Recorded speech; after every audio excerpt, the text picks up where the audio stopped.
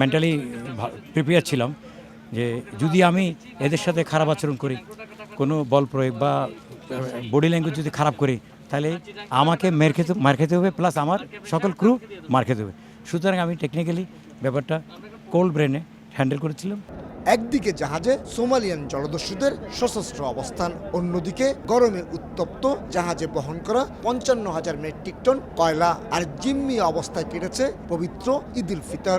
এই দুঃসময়ে আবার জাহাজের বাকি ২২ নাবিককে চাঙ্গা রাখতে হচ্ছে, যাতে জলদস্যু কিংবা নাবিকেরা কোনো অঘটন ঘটিয়ে না ফেলে। ট্রান্সলেটর ছিল আপনার জলদস্যুদের, সে নিজে স্বীকার করছে যে captain, this is my 8th ship, I never ever seen like this behaviour from the Somalian pirates.